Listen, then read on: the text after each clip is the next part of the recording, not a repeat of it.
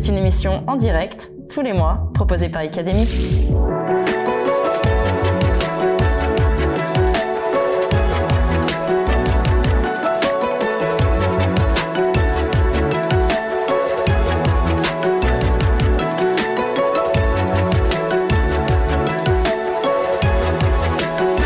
Vous êtes bien sur le plateau des Mardis Live. Nous attendons vos réactions et vos questions directement dans le chat. Bonne émission!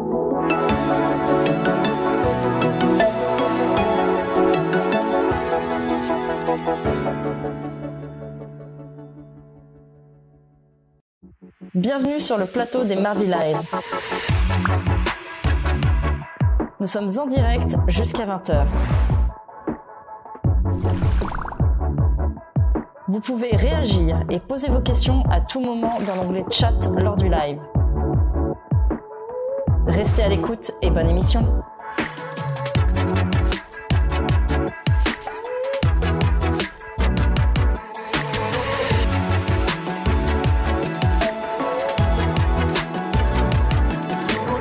Les Mardis Live, c'est une émission en direct, tous les mois, proposée par Icademy.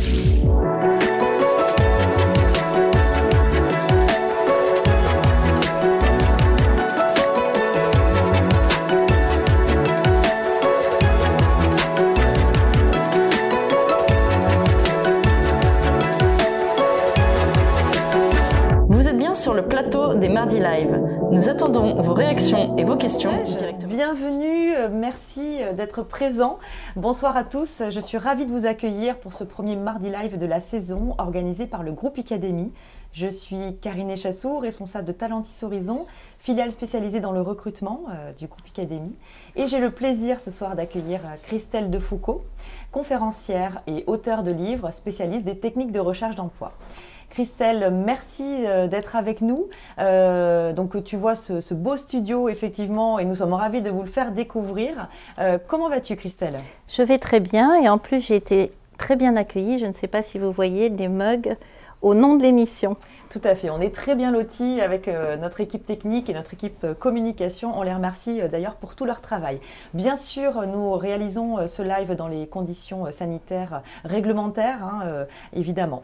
Alors, Christelle, on va effectivement aborder ce soir un sujet qui est évidemment d'actualité. Comment trouver un emploi ou une alternance en ces temps de crise.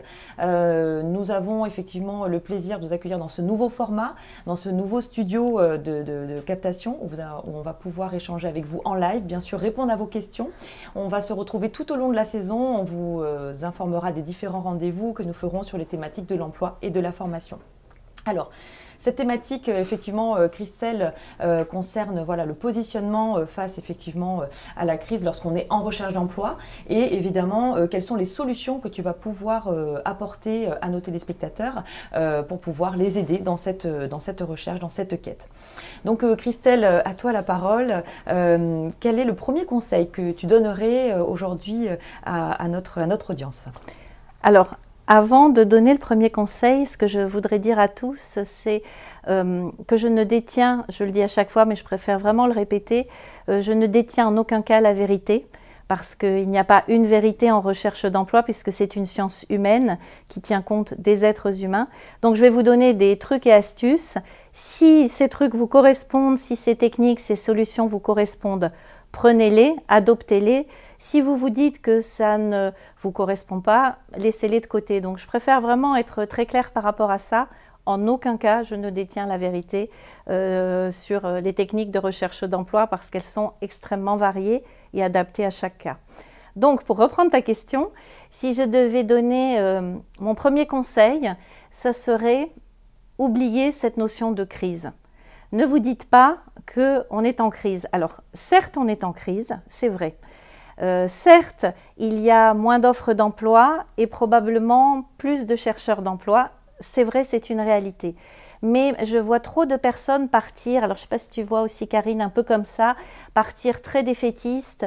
Beaucoup de jeunes qui arrivent sur le marché du travail, j'entends parler, notamment quand on écoute les médias, de génération sacrifiée. Beaucoup de personnes qui arrivent et qui se disent « c'est fichu pour moi parce que je ne vais pas trouver un travail ». Donc d'un côté, il y a la crise. Et de l'autre, il y a l'expert métier que vous êtes, le professionnel que vous êtes. Et en aucun cas, le professionnel que vous êtes n'est dégradé par la crise. Il y a une situation existante dont il faudra tenir compte, mais vous restez la même personne. Vous êtes la même personne qu'avant le 17 mars. Vous n'avez pas changé et vous êtes même peut-être monté en compétence puisque pendant le confinement, certains d'entre vous ont suivi des formations complémentaires, etc. Donc, vous avez toujours de la valeur, vous êtes toujours des professionnels. Même si vous êtes jeune et que vous démarrez dans la vie active, vous arrivez avec un super bagage derrière vous. Partez comme ça, voilà, partez en position quand même confiante. Et moi, je vois beaucoup de gens partir comme ça. Comme tu le sais, Karine, je suis sur les réseaux sociaux assez présente. Je reçois énormément de messages privés de personnes qui me disent mais c'est fichu, je ne vais jamais trouver en période de crise, j'ai un profil atypique, je suis jeune, je n'ai pas d'expérience, je suis senior, on ne voudra pas de moi à cause de la crise, de la crise, de la crise. Et psychologiquement, je sais que c'est un exercice qui est très difficile, mais je pense que c'est quelque chose que l'on doit mettre de côté quand on se prépare soi-même et quand on essaye de savoir quel professionnel on est. Ça, c'est la première chose. C'est le premier conseil. Et alors, le deuxième conseil va vous sembler antinomique par rapport au premier, parce que le deuxième, ça serait de n'oubliez surtout pas la crise. Alors, pas par rapport à vous, mais n'oubliez pas que c'est la crise par rapport aux techniques que vous allez utiliser, par rapport à la manière de vous projeter, par rapport aux plans que vous aviez prévus et qui ne seront peut-être pas les mêmes. C'est là où il faudra tenir compte de la crise pour peut-être évoluer un peu aussi mentalement. Tout à fait. Effectivement, c'est vrai que lorsque nous sommes confrontés à des changements, ça nécessite une certaine résilience, une certaine remise en question. Et évidemment, notre objectif est de vous apporter le maximum de conseils positifs pour vous aider à rebondir. Et nous allons effectivement aborder plusieurs sujets sur cette thématique de rebond, de trampoline et de tremplin. Ce que tu as dit à l'instant m'a fait écho. Évidemment, tu parlais des jeunes générations et on sait qu'ils sont nombreux à nous écouter ce soir et à nous regarder au sujet de ces jeunes qui sont en recherche d'alternance. Notre fonction chez Talentis Horizon, c'est vraiment d'accompagner les jeunes à se positionner auprès d'une entreprise et à trouver une alternance. Et ce que nous constatons quand même, c'est que grâce aux aides que le gouvernement a mis en place, effectivement, les aides à l'embauche des jeunes et les aides à l'embauche sur les contrats d'apprentissage, ça a mis un regain, effectivement, des offres d'emploi. Donc vraiment, il y a encore de nombreuses offres à pourvoir. Donc voilà, donc vraiment garder ça en tête et garder cet espoir-là parce que tous nos conseils ont pour but, effectivement, de vous aider à vous positionner. Justement, on en parlait un petit peu en off avant de commencer ce live. Tu évoquais effectivement le fait de se dissocier de la crise et de se dissocier du contexte. Je voulais effectivement exprimer ce qu'on disait par rapport au fait, dans mon positionnement de recruteur. Aujourd'hui, les candidats peuvent parfois être incertains. Effectivement face au marché de l'emploi qui est incertain. On y reviendra un petit peu après et vous dire comment faire pour vous positionner bien sûr, mais il faut vraiment avoir un objectif professionnel malgré tout. Gardez ça en tête, la certitude que vous allez pouvoir apporter auprès d'un employeur qui peut lui-même être un peu aussi dans l'incertitude face à cette situation inédite, va le rassurer. Et un employeur a besoin d'être rassuré pour pouvoir vous intégrer et vous embaucher dans son équipe. Donc voilà, je voulais effectivement apporter cette précision. Et d'ailleurs, si je devais rebondir sur ce que tu dis, ce qui peut aussi vous rassurer, c'est de vous dire que nous sommes finalement tous dans le même bain. Oui. C'est-à-dire que tout le monde cherche un job, un stage, une alternance et finalement tout le monde galère. Côté recruteur, tout le monde galère aussi. Il faut savoir que de nombreux recruteurs se sont retrouvés en chômage partiel, comme tout le monde. Et d'ailleurs, excuse-moi, je ne dis pas ça pour toi, Karine, mais ça leur a fait du bien aussi, parce qu'ils ont un peu gagné en humanité, on va dire, et peut-être en empathie. Donc, les entreprises sont en difficulté également. Elles connaissent des difficultés déjà dans leur activité, et puis donc, bien évidemment, pour recruter. Donc, tous les codes ont changé, tout le monde est en difficulté. Moi personnellement, je sais que ça me rassure de savoir que je ne suis pas la seule dans la galère. Ça me rassure de savoir qu'on est un petit peu tous dans le même bain, tu vois. Vrai, et je trouve que ça, c'est plus facile pour partir dans sa recherche et de se dire, c'est la crise, elle nous touche tous de plein fouet. Maintenant, comment est-ce que je peux, moi, faire la différence et comment est-ce que je vais pouvoir me démarquer des autres? Et pour rebondir aussi ce que tu disais par rapport aux objectifs, fixez-vous quand même un premier objectif. C'est-à-dire que la tendance que l'on voit en effet par rapport à cette notion de crise, c'est de voir partir des gens un peu tout azimut, se disant bon bah je prends ce qu'il y a à prendre, je ne sais pas où j'en suis, je fais ci, je fais ça, je réponds là, je réponds pas là, etc. Et partent dans tous les sens. Partir dans tous les sens n'est pas la solution. L'idée, c'est de se fixer peut-être un premier objectif maximal, un peu le job ou l'alternance de ses rêves, mais très rapidement, quand on constate que ça ne fonctionne pas, être en mesure de se recaler, voire de se décaler et de changer d'objectif, de changer de trajectoire, etc. C'est cette souplesse, cette finalement agilité que vous allez tous devoir développer durant cette période. Et c'est intéressant parce que l'agilité fait partie des soft skills, donc de ces fameuses compétences douces, ces qualités qui sont aussi recherchées par les entreprises.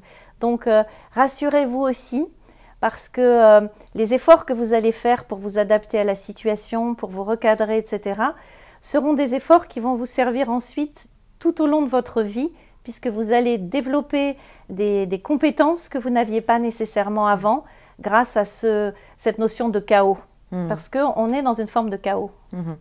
C'est vrai. Et ce que tu dis effectivement par rapport aux soft skills, on en reparlera un petit peu plus loin dans notre échange. On va aborder justement quelles sont les qualités qui sont attendues et comment vous pouvez en faire des forces lorsque vous allez vous positionner face à un recruteur. Très bien. Est-ce que tu veux rajouter quelque chose, Christelle, par rapport à l'état d'esprit? On a effectivement parlé voilà, de se dire, OK, il faut avoir conscience de la crise tout en essayant de l'oublier pour garder un comportement positif, un comportement dynamique, avec quand même une ligne de conduite, même si on va parler d'adaptabilité, sur la deuxième partie de notre échange. Voilà, est-ce qu'il y a autre chose que tu veux ajouter par rapport au positionnement? Si je devais en effet résumer, je dirais j'oublie la crise quand je pense aux professionnels que je suis, en termes de métier, d'expertise métier, et je pense à la crise quand je pense aux chercheurs d'emploi ou chercheurs de stage que je suis. Sachant qu'il faut bien dissocier les deux. On va être le temps, pendant un certain temps, chercheur d'emploi, de stage ou d'alternance, mais ce n'est pas un métier. Notre expertise se trouve ailleurs. Donc, d'un côté, j'oublie la crise parce que je suis moi et que j'ai de la valeur, même si je suis jeune et même si je suis très senior. Et de l'autre, je n'oublie pas la crise dans mes techniques de recherche d'emploi. Et ça m'amène peut-être à donner un petit conseil, alors qu'il ne va pas plaire à tout le monde, c'est de ne pas écouter les autres. Donc là, je m'adresse à tous les jeunes, n'écoutez pas vos parents, parce que vos parents vont vous mettre une pression d'enfer. N'écoutez pas votre famille, n'écoutez pas les gens qui vous aiment, parce qu'ils sont en état de panique à l'heure actuelle. Ils se disent que vous avez fait des études pour rien. Si vous êtes senior, votre famille doit être très angoissée. Donc, essayez d'éviter, d'écouter les gens qui vous sont proches et qui vous aiment. Ce ne sont pas les meilleurs conseilleurs, en tout cas pendant cette période. Et écoutez plutôt des conseils d'experts, experts en technique de recherche d'emploi. Je trouve que c'est intéressant aussi d'avoir le regard de Karine, parce que c'est un regard de l'autre côté de la barrière, un regard en tant que recruteur. Donc tournez-vous plutôt vers ces personnes-là, parce que si vous écoutez votre entourage, c'est une catastrophe. Oh, mais comment tu vas faire pour trouver un job en cette période? Oh, ça tombe mal que tu sortes de l'école maintenant, c'est la catastrophe, etc. Et encore une fois, c'est parce que les gens nous aiment, et puis c'est aussi parce que nous sommes un peu victimes de la pression médiatique. Dès qu'on ouvre, dès qu'on allume la télévision, quelle que soit l'émission, c'est une catastrophe. Donc ça nous plombe encore plus. Et dans ces cas-là, évitez ce qui vous plombe. Voilà. Oui. C'est vrai. Tout simplement. Tu vois, je rebondis sur ce que tu dis, parce que c'est très important d'avoir des lectures aussi tournées vers effectivement des éléments positifs. Alors bien sûr, on ne va pas tomber dans la naïveté. Si on allume la radio, si on allume la télé, on va constater que les sujets ne sont pas très joyeux. Cependant, vous allez pouvoir trouver sur les réseaux sociaux, même en librairie, dans des endroits, vous allez pouvoir trouver des livres ou des ouvrages ou des textes qui pourront être quand même assez positifs, et essayer d'alimenter cela. Ça vous aidera sûrement à avoir un état d'esprit positif et de garder confiance. Parce qu'encore une fois, Lorsque vous allez être face à un recruteur, vous allez évidemment, sans le vouloir, peut-être transposer votre inquiétude, alors que non, il faut que vous soyez dans un positionnement. Comme le disait Christelle en introduction, vous êtes toujours une personne avec des compétences, avec des qualités à proposer à ces entreprises. Donc, gardez ça en tête. Vraiment, c'est un mantra qu'il faut garder, qu'il faut se répéter, si j'ose dire. En effet, parce que dans les yeux du recruteur, bon, je le dis très souvent, mais le recruteur n'est pas votre ami. Ce n'est pas votre psy non plus. Non, Karine, le recruteur n'est pas notre ami. Ce n'est pas notre psy. Donc, s'il vous voit arriver un peu comme ça, abattu avec tout le poids du monde et de la crise sur les épaules, vous n'allez pas lui donner envie. Le recruteur est une forme d'acheteur. Vous êtes un commercial, vous êtes dans une relation commerciale, malgré la crise d'égal à égal. Le recruteur, donc quand je dis recruteur, hein, c'est bien entendu recruteur d'un cabinet, recruteur dans un service RH ou tout simplement patron d'entreprise qui recrute pour son propre compte. Le recruteur a un besoin et vous avez votre offre de service et puis il y a cette crise voilà, qui nous entoure, qui le concerne, qui vous concerne également. Mais voilà, s'il vous voit arriver un peu... je fais à chaque fois les épaules basses parce qu'il y a cette notion déjà en temps normal de demandeur d'emploi. Demandeur, on est comme ça, alors que chercheur, on est beaucoup plus dans une dynamique, offreur de services, etc. Restez quand même dans cette dynamique. Sachez que même en temps de crise, les recruteurs vont chercher des gens motivés, des gens qui ont envie. Encore plus. Et puis, surtout des personnes qui se démarquent. Et ça pourrait peut-être être le lien par rapport à la deuxième partie qui serait quels pourraient être les secrets, les trucs et astuces pour se démarquer en temps de crise. Justement, il me vient une question, Christelle. Est-ce qu'en entretien, on pourrait oser parler avec notre recruteur, en fait, de comment ça se passe, la crise, quels sont les impacts? Est-ce qu'on peut aborder ce sujet à un moment donné par rapport au poste qui est à pourvoir? Est-ce que tu penses que c'est possible? C'est une question qui me vient, j'improvise. Tu improvises, alors j'improvise ma réponse. Je n'en sais absolument rien. En tout cas, non, ce que je pense, c'est que c'est peut-être pas au candidat de l'amener. D'accord. Le candidat, restez toujours dans votre posture d'offreur de services, d'expert dans votre métier, etc. Par contre, si à un moment, en effet, le recruteur vous pose cette question du temps de crise, mais il peut la poser tout simplement en disant « mais ça fait 6 mois que vous cherchez un emploi, comment se fait-il que vous n'en ayez pas trouvé ?» Ça ne va pas les arrêter, hein, les recruteurs. Bien sûr. Peut-être que le sujet de la crise pourra être abordé. Il faut toujours néanmoins faire attention à ce que ça ne soit pas une excuse. Vous voyez, tu vois encore dans ce sens. Voilà, encore le côté je n'ai pas trouvé parce que c'est la crise, parce que c'est dur, etc. C'est la crise, c'est dur, mais ce n'est pas face au recruteur qu'on en parle. On en parle avec d'autres personnes. C'est pas face à sa famille ou avec ses amis, mais plutôt avec des professionnels du domaine ou même des chercheurs d'emploi ou des chercheurs de stage ou d'alternance qui connaissent le sujet. Moi, je pense qu'en ce moment, il faut rester, il faut prendre les conseils de personnes qui connaissent le sujet. Oui, bien sûr. Très bien. Alors, on a un peu fini la première partie que nous souhaitions aborder. Peut-être qu'il y a des questions. Mais voilà, évidemment, il y a peut-être des questions. Et oui, il y a des questions. Alors, donc, Agathe, notre modératrice, a évidemment fait remonter vos questions. Alors, on va commencer par la question numéro 1 de Marlène. Comment peut-on valoriser la montée en compétences quand elle n'est pas associée à une expérience professionnelle ? Alors, je pense que Marlène doit peut-être faire référence, si je ne me trompe, à des formations suivies, peut-être en montée en compétences. Je pense qu'elle a peut-être suivi des MOOC, des webinaires ou des formations en parallèle, je pense, plus qu'une expérience professionnelle. C'est dans ce sens-là. Voilà, je pense que c'est dans ce sens. Ce n'est pas précisé dans la question, mais c'est vraiment comment on va valoriser une montée en compétences si elle est issue d'un autre moyen que de l'expérience professionnelle. Donc, ça peut être effectivement différent. Alors, elle ne précise pas non plus s'il faudra la valoriser, si elle va la valoriser dans son CV, peut-être dans son mail de motivation, peut-être dans sa vitrine LinkedIn, peut-être en entretien.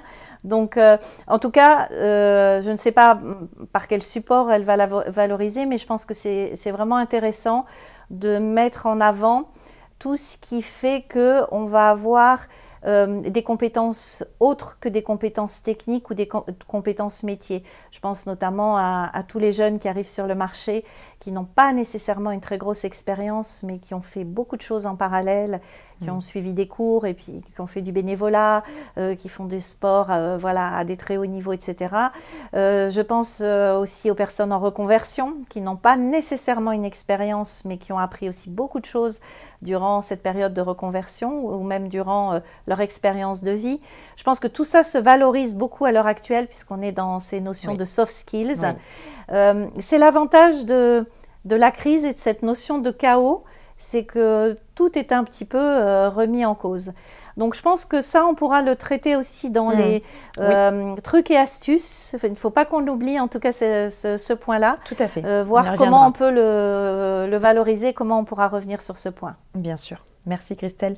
Alors, question de plusieurs téléspectateurs, c'est vrai qu'on parle souvent de jeunes et on a aussi un auditoire effectivement de personnes un peu plus expérimentées. Elles se demandent comment se motiver, passer un certain âge, face à des candidats plus jeunes et qui peuvent être plus appréciés par les recruteurs.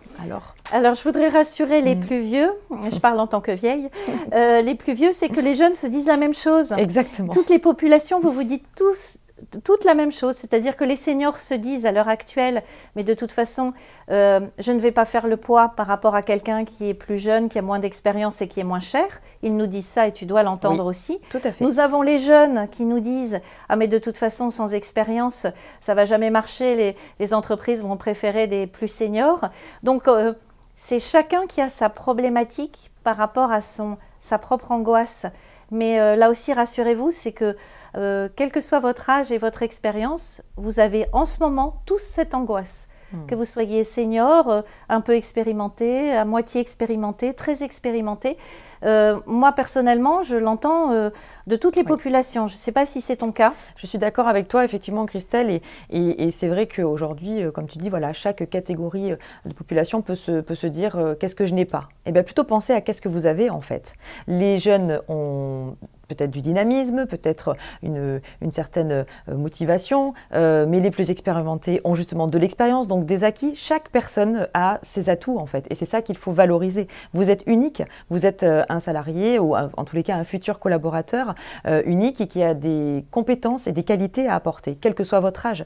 Et c'est pour ça que, bien sûr, il faut aussi, je pense, cibler les entreprises qui correspondent aussi à ce que vous vous fixez comme objectif professionnel, parce que c'est vrai qu'on peut pour certains seniors, parfois être confrontés à des startups un peu trop déstructurées et à l'inverse des jeunes qui peuvent moins se retrouver dans des grands groupes très structurés. Donc, ça rejoint effectivement la stratégie de recherche qui doit être ciblée à ce que l'on est à un moment donné sur le marché. En effet, chacun va devoir développer sa stratégie, mais ne pensez pas aux autres. Ne vous dites pas, alors surtout ne pensez pas aux autres quand vous avez la chance d'avoir obtenu un entretien. Parce que si vous avez un entretien, c'est que vous intéressez le recruteur. Parce que ça, j'ai beaucoup de messages de personnes qui me disent « J'ai un entretien, mais je suis senior ou je vais être trop cher, je suis sûre qu'ils vont prendre des juniors. » Ben non, vous avez un entretien. Donc déjà, je dirais que quand on a un entretien, le problème est déjà presque réglé. C'est que vous intéressez a priori la personne qui va vous recevoir. Par contre, en effet, si vous n'avez pas d'entretien et si malgré toutes vos démarches, vous avez du mal à intéresser les recruteurs, il faut s'interroger, se poser les questions, mais ce n'est pas nécessairement lié à ce que vous croyez. Ça peut être lié à d'autres choses et on va en parler dans la deuxième partie. Je fais bien l'introduction pour la deuxième partie. C'est parfait, j'ai envie de dire, bon, bah, moi je suis ravie. Alors, Vanessa pose une question sur comment trouver une alternance ou un premier emploi sans expérience professionnelle, quoi mettre en avant. Ça rejoint ce que tu disais tout à l'heure.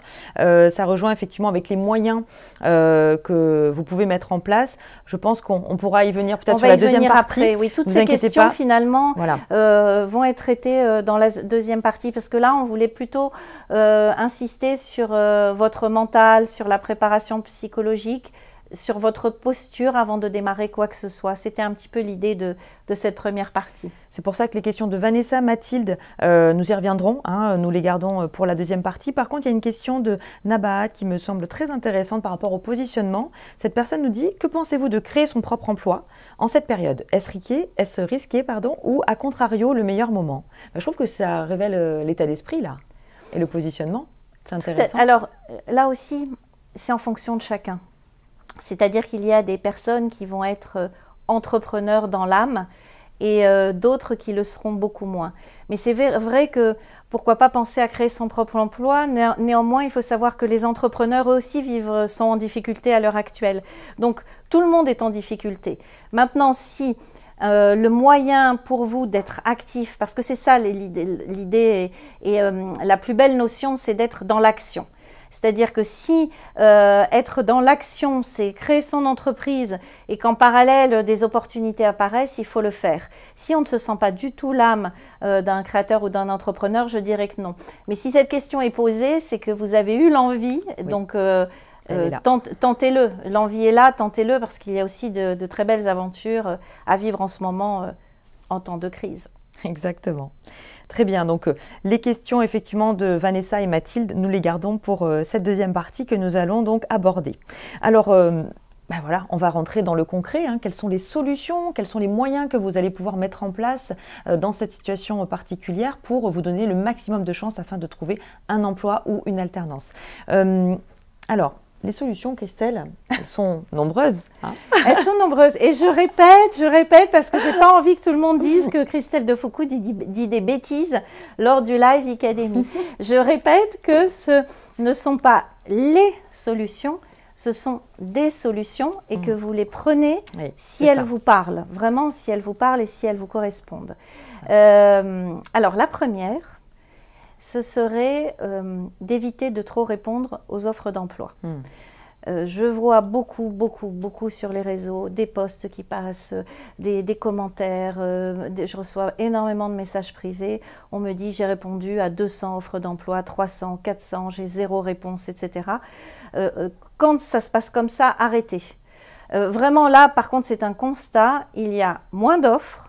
Et c'est normal parce que les entreprises sont en difficulté. Elles n'ont pas toujours les moyens de payer des job boards pour mettre en avant des offres d'emploi. Elles sont en restriction et de budget et de personnes. Donc c'est normal, il y a moins d'offres. Et il y a plus de candidats puisqu'il y a aussi plus de personnes qui se sont retrouvées sur le carreau. Ça, on ne peut pas le nier. Il ne faut pas, comme tu le disais tout à l'heure, partir dans un esprit bisounours. C'est une réalité. Donc il y a plus d'offres, non, moins d'offres. Plus de candidats. Qu'est-ce que ça veut dire pour les offres d'emploi? Ça veut dire que, comme vous avez pu le constater, dans les offres d'emploi, il y a de très nombreux prérequis. On demande beaucoup de choses. Et évidemment, comme il y a plus de candidats, les personnes qui sont susceptibles d'être reçues en entretien et de se démarquer sont plutôt celles qui rentrent pile poil dans les cases. Donc, pour toutes les personnes sans expérience, les profils atypiques, les gens qui ne rentrent pas dans les cases, les offres d'emploi, ce n'est pas pour elles. Et pourquoi je dirais qu'il faut éviter de trop répondre? Alors attention, je ne dis pas de ne pas répondre.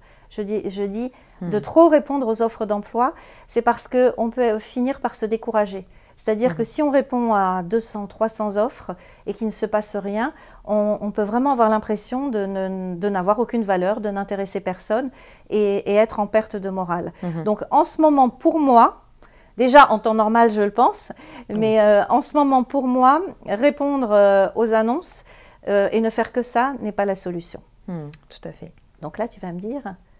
Quelle est la solution du coup? Alors voilà, quoi faire? Non, mais en fait, j'étais en train de réfléchir en même temps et me dire effectivement que ça rejoint cette notion de fil conducteur. Quelque part, on se positionne face au marché de l'emploi, crise ou pas crise, on doit effectivement avoir décidé du chemin que l'on va emprunter pour pouvoir trouver cet emploi que l'on recherche. Donc, il faut bien évidemment garder en tête les actions qu'on va mener. Et c'est vrai, je parle là d'expérience de recruteur. Quand j'ai un candidat qui me dit effectivement qu'il a répondu à 150 offres, quelque part, en tant que recruteur, je me dis, il pourrait aller n'importe où. Alors que moi, ce que je recherche, c'est quelqu'un qui a envie de venir chez moi, dans mon entreprise. Donc cette notion, effectivement, de rechercher tout azimut, elle est souvent pas comprise par les candidats. Elle n'est souvent pas comprise parce qu'ils ont le sentiment que plus ils vont faire de volume et plus ça va porter ses fruits. En théorie, oui. Cela dit, le fait de cibler et le fait de choisir les entreprises ou de choisir effectivement les offres auxquelles vous répondez, ça va vous aider. Parce que vous serez d'autant plus déterminé, d'autant plus convaincant vis-à-vis du recruteur que vous allez rencontrer, je vous le souhaite. Donc effectivement, ça, je te rejoins, Christelle. Alors, Alors du coup, Du coup, je dirais, donc comme en effet, tu le dis, vraiment ciblé quand on répond à une offre d'emploi. Bon, ça, on l'a déjà dit dans des lives, on le dit et redit, adapter sa candidature, hein, ne pas envoyer le même CV, ne pas envoyer le même mail de motivation à tout le monde, puisque rappelez-vous que le recruteur recherche quelqu'un de motivé et il n'y a rien de moins motivé qu'un mail ou qu'un CV qui ne correspond pas à ce qu'on est en train de rechercher.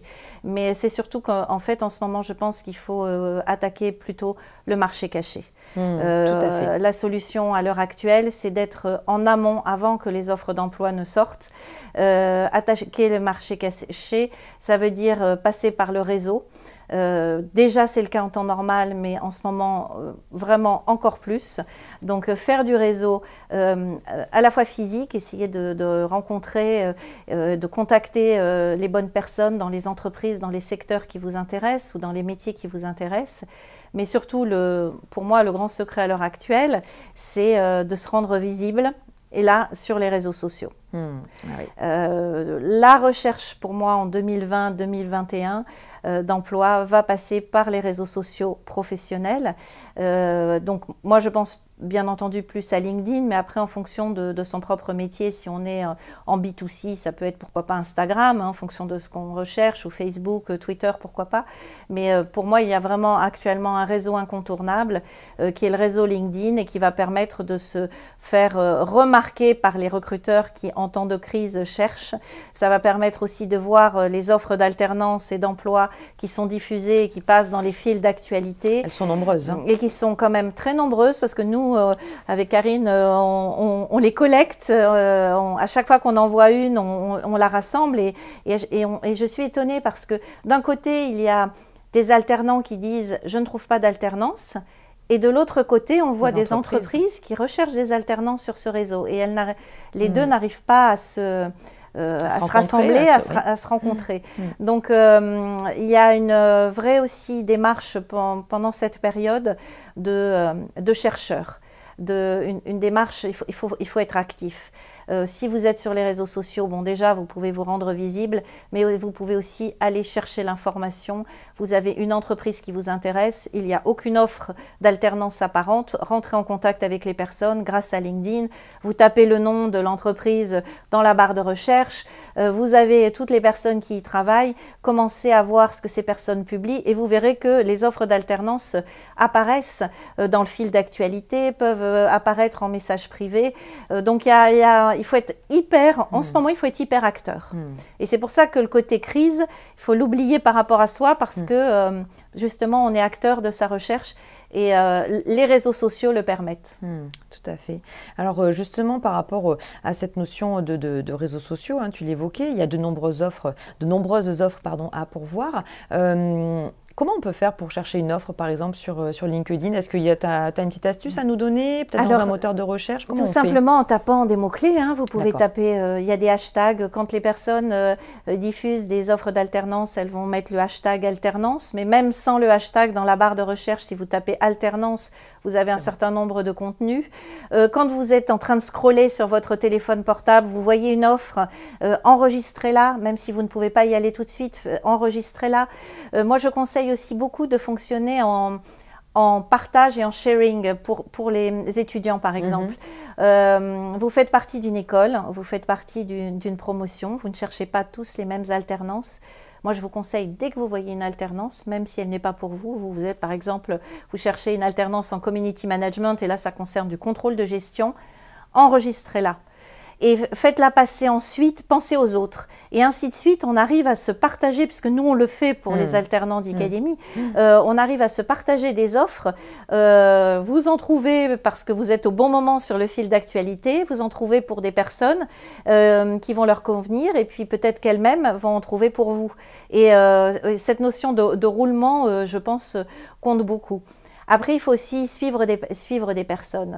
Sur les réseaux sociaux, il faut suivre les bonnes personnes, celles qui parlent d'alternance. Moi, je vois par exemple Je peux donner des noms de toute façon de membres du réseau. Je pense à Patricia Wendling qui partage beaucoup de conseils pour les alternants. Bon, dans ces conseils, on voit un certain nombre d'offres d'alternance proposées. Elle partage aussi, il y a tout un espace chez Pôle emploi qui est dédié, ça s'appelle la bonne alternance, je crois, où trouve ton alternance, ou la bonne alternance, où il y en a beaucoup. Je pense à Philippe Anderson, je crois qu'il nous regarde ce soir, qui lui aussi en partage beaucoup. Un petit coucou à Béram aussi, qui lui partage carrément des CV pour des personnes qui ont des alternances. C'est ces gens-là en fait qu'il faut suivre, parce que dans leur poste, au-delà de leur poste et de leurs conseils, viennent en dessous dans les commentaires à la fois des gens des alternants qui ont trouvé des alternances pour d'autres, même des recruteurs, même des employeurs, etc. Donc, il faut être hyper curieux en ce moment. C'est ça, tout à fait. Il y a cette notion de curiosité, d'aller chercher l'information. Et ce que tu évoquais, il y a aussi effectivement des groupes de solidarité, d'emploi, auxquels on peut s'inscrire. Tout le monde est accepté, hein, je veux dire. Et là, pareil, on s'entraide, on rend visible l'autre, l'autre nous rend visible. Forcément, la communauté grandit et la visibilité de votre candidature aussi grandit. Donc, c'est vrai qu'il y a effectivement toutes ces astuces-là à utiliser. À part LinkedIn, est-ce qu'il y a d'autres réseaux où on peut effectivement se rendre visible? Oui, moi j'irai aussi sur Facebook. Hein, il y a de nombreux groupes. Hein, nous, je le vois dans notre région de Toulon, le groupe de Martine-Sophie Komiakov, VAR Emploi et Info. VAR Emploi et Info sur Toulon, c'est 25 000 membres et 10 000 visites par jour, avec beaucoup d'offres aussi qui sont proposées. Mais si vous n'êtes pas très réseau, rapprochez-vous aussi de vos villes. Il y a toujours des maisons de l'emploi, il y a toujours, vous allez dans votre ville, à la mairie, et vous essayez de voir ce qui est fait pour les chercheurs d'emploi. La maison de l'emploi, la maison des jeunes, et la mission locale. La mission locale, enfin voilà, beaucoup d'institutions sont là pour aussi aider. Donc il n'y a pas uniquement les réseaux, parce que tout le monde n'est pas très réseau nécessairement. Il y a aussi des rencontres que l'on peut faire. Bien sûr. Et moi, je taperai, en fait, vous habitez dans une ville, vous tapez par rapport au nom de votre ville, ou trouver des alternances à Toulon, par exemple, et voir ce qui se passe. Et là, on voit la mission locale, en effet, la maison de l'emploi, Pôle emploi, cadre emploi. Pôle emploi, ils sont extrêmement actifs aussi pour des offres d'alternance.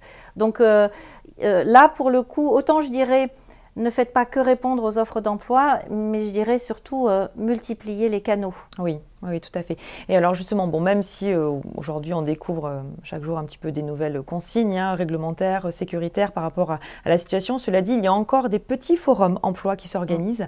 Et finalement, ce format de forum qui est qui est dans une dimension beaucoup plus intimiste et personnalisée, je trouve, nous permet de mieux nous valoriser en tant que candidat. On en a organisé un récemment avec la French Tech, et on s'est rendu compte finalement qu'il y avait beaucoup de monde qui sont venus nous voir. Ils étaient ravis d'être là, et on avait plus de temps aussi en tant que recruteur pour les accueillir, parce que il y avait du monde, mais en même temps c'était suffisamment pour qu'on puisse avoir le temps d'échanger avec eux. Donc si vous avez effectivement la possibilité, et si vous pouvez le faire dans les conditions bien sûr sanitaires, de vous rendre à des forums emploi sur des localités, sur des territoires, avec la mission locale, avec des associations, faites-le, parce que là pour le coup vous serez encore plus visible, parce que vous aurez la possibilité vraiment de vous exprimer et de rencontrer vraiment les recruteurs, plus que les grands salons emploi qu'on pouvait faire encore il y a quelques temps. Voilà, je me suis permis de... Mais tu as bien fait d'insister, parce que moi, on me fait cette remarque, on me dit « Oh ben non, je ne vais pas à ce forum parce qu'il n'y aura pas beaucoup de monde, où il n'y a que 5 entreprises présentes. » Au contraire, même une seule entreprise, avoir la possibilité de rencontrer une entreprise, même masquée, c'est aussi une grande chance. Donc, ne pas viser nécessairement les grands forums qui sont de moins en moins présents à l'heure actuelle, de toute façon, de moins en moins organisés, mais voir tout ce qui est proposé. Chaque ville, et je suis à chaque fois très étonnée par ce que proposent les villes. Moi, je le vois dans notre région, la ville de Bormes-les-Mimosas, qui propose des conseils auprès des chercheurs d'emploi. C'est très souvent, c'est tout le temps gratuit, bénévole, etc. Et les gens ne le savent pas. Bien sûr, ça c'est une super belle action, effectivement. Et justement, ce que tu disais par rapport au marché caché, parce que même si l'entreprise qui est présente à ce micro-forum n'a pas de poste correspondant à vos compétences, elle peut garder votre CV CV, et peut-être que dans 1 mois, dans 2 mois, dans 3 mois, elle aura peut-être besoin de vos compétences. Et là, vous aurez eu un contact direct avec cet employeur, avec ce futur employeur, et donc vous pourrez d'autant plus vous démarquer, plutôt qu'une candidature qui va arriver d'une manière un peu plus anonyme, effectivement. Donc voilà, moi je trouve que c'est effectivement, allez-y si vous avez la possibilité. Voilà, masqué bien sûr, mais maintenant ça se passe très bien, on a l'habitude maintenant, tout passe par les yeux. Voilà, il faut y aller masqué, il faut travailler son regard. Oui, Oui, ça c'est aussi un conseil, c'est que on fait passer beaucoup moins de choses quand même avec le masque. Et c'est là où, quand on va dans des événements de ce type, il faut faire vraiment attention à sa posture, à sa tenue, à essayer d'avoir ces fameux yeux qui pétillent, qui regardent les recruteurs. Il faut mettre 2 fois plus le paquet, je dirais, par rapport à l'image que l'on veut donner, parce que masquer, c'est plus difficile. Ce qu'il y a également, c'est justement quand on parlait de cette notion de proactivité, c'est de trouver, même si encore une fois il n'y a pas d'offre d'alternance, etc., c'est d'aller au contact des personnes dans les entreprises. Là, je pense vraiment aux réseaux sociaux. Rentrer en contact avec les gens, développer vos réseaux. Quand vous êtes jeune, notamment, souvent, moi je vois les jeunes hésitent en fait à avoir des réseaux assez larges. Moi je pense que plus on a un réseau qui est riche, varié, développé, plus on a d'opportunités qui peuvent se présenter. Donc n'hésitez pas à rentrer en contact. Le seul secret, ça on l'a déjà dit lors d'autres lives, rentrer en contact sans rien demander. Voilà. La première fois… Tu parles sur les réseaux. Hein. Sur les réseaux, voilà. Vous rentrez en contact avec des personnes d'une entreprise dans laquelle vous voulez faire une alternance. Ne rentrez pas en contact en disant « Bonjour, je m'appelle un tel, je veux faire une alternance ». Ce n'est pas le meilleur moyen. Par contre, vous rentrez en contact avec cette personne parce que dans cette entreprise, vous pensez qu'il y aura des alternances, mais trouvez une autre approche, un autre moyen de rentrer en contact. Ça, je m'adresse vraiment aux jeunes parce que ils le font trop systématiquement. C'est bonjour et je vous envoie mon CV. Et c'est le meilleur moyen de faire fuir la terre entière. C'est bonjour, je m'intéresse à vous, je m'intéresse à votre entreprise, je m'intéresse à ce que vous avez publié si on est sur les réseaux sociaux. J'aimerais que nous soyons en contact. Et puis après, le reste vient. Mais je l'ai vécu aujourd'hui. J'ai une personne qui m'a envoyé un message, la photo de son CV. Voilà. Et je n'ai rien d'autre. Mais moi, je l'ai 30 toi, fois par j'imagine. jour, 30 fois, 40 fois par jour. Mais c'est vrai que sur le coup, je me suis dit, bon, bah, ok, quel est le but? Quel est l'objectif? Quelle est la démarche, en fait? Comme nous, en tant que recruteurs, nous avons une démarche de pourvoir un poste, en tant que candidat, vous avez une démarche de proposition, en fait. C'est la même chose. C'est faire écho à ça. Donc, c'est vrai que ça arrive. Bon, je lis en même temps les questions. Alors, vas-y. Mais tu y réponds. Mais il ne faut pas que je fasse ça, parce que je vais me faire engueuler par la technique, parce qu'on m'a dit de respecter, de répondre aux questions après, parce qu'il y a les petites bulles qui apparaissent, etc. Alors, attendez, on est moderne maintenant, on fait les lives d'une manière… mais voilà, j'étais en train de surveiller quand même, et on va répondre bien sûr à toutes vos questions. Moi, je voulais juste revenir effectivement sur ce qu'on disait tout à l'heure, par rapport aux soft skills. C'est vrai qu'aujourd'hui, il y a cette notion effectivement de se repositionner, il y a cette notion d'employabilité bien sûr, et cette notion de soft skill. Alors, j'ai sorti une petite étude, si tu veux bien qu'on la commente ensemble, Christelle, oui, parce qu'en plus, c'est une étude qui vient de LinkedIn, elle va te plaire. Donc effectivement, on parle des soft skills qui sont les plus recherchés en 2020. Alors, je vous rassure, c'est des études que vous pouvez trouver vraiment d'une manière très simple sur Google. Vous tapez soft skills, rechercher, etc. Il y a vraiment de nombreuses ressources à votre disposition qui peuvent vous permettre de vous positionner et d'identifier quelles sont les vôtres. LinkedIn a répertorié quand même 50 000 compétences professionnelles dans le monde. C'est énorme quand même, énorme. 50 000. Donc, et je pense que ce n'est pas fini parce que ça concerne les compétences hard, les compétences techniques et les compétences donc soft qui sont plus relatives à la qualité, à la personne. Alors, LinkedIn dit quoi? LinkedIn dit que le top 5 des soft skills, ça a un petit peu évolué ces derniers temps. C'est que la première soft skill qui est recherchée, c'est la créativité. Ça rejoint un petit peu ce que tu disais en préambule. Oui, mais s'adapter, être créatif. Ça ne m'étonne pas et justement, je vais rebondir là-dessus. Je pense que en cette période, rappelez-vous ce qu'on a dit, il y a moins d'offres, plus de candidats, donc il faut que vous vous démarquiez. Et le meilleur moyen de se démarquer, c'est de faire appel à sa créativité. C'est-à-dire que, je reprends encore les réseaux sociaux, mais on voit bien cet exemple. Parfois, on voit une publication de quelqu'un qui dit « Voilà, je recherche une alternance, blablabla, bla, bla, bla, et qui met son CV. » Eh bien, c'est une demande, mais par rapport à une autre personne qui va faire une petite vidéo, qui va faire un visuel, qui va faire une sorte de triptyque autour de son offre de service. On a vu de très jolies choses faites par des jeunes, une couverture d'un magazine, oui. Une publicité parce que quelqu'un voulait travailler dans une enseigne spécifique. Plus vous allez être créatif, plus vous allez vous démarquer et surtout plus les membres du réseau vont avoir envie de faire voyager en fait votre offre de service dans le réseau. Oui. Donc ça ne m'étonne pas parce que la créativité, elle va être importante pendant la recherche d'emploi et elle est aussi importante après dans l'entreprise. Dans l'entreprise puisque vu ce qui est en train de se passer, il va tous falloir que nous ayons beaucoup d'idées.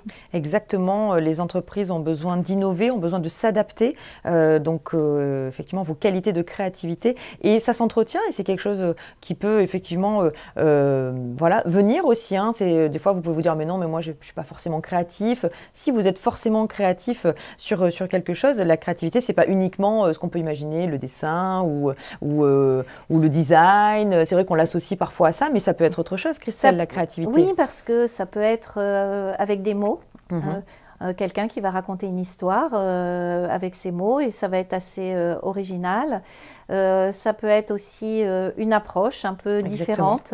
Alors, il faut quand même mettre une nuance parce que je suis sûre qu'on va avoir des questions de gens qui vont nous dire « mais moi, je suis dans le contrôle de gestion. Est-ce que j'ai vraiment besoin d'être créatif dans ma recherche d'emploi par rapport à quelqu'un qui va être dans la communication ?» Bien entendu, il est certain qu'on va attendre du communicant qu'il communique beaucoup plus que de celui qui va être dans le contrôle de gestion ou les finances. Mais si celui qui est dans le contrôle de gestion et les finances réussit à se démarquer grâce à ça, le but, en fait, c'est vraiment de donner envie. En ce moment, on est dans une période, je trouve, un peu de coup de cœur.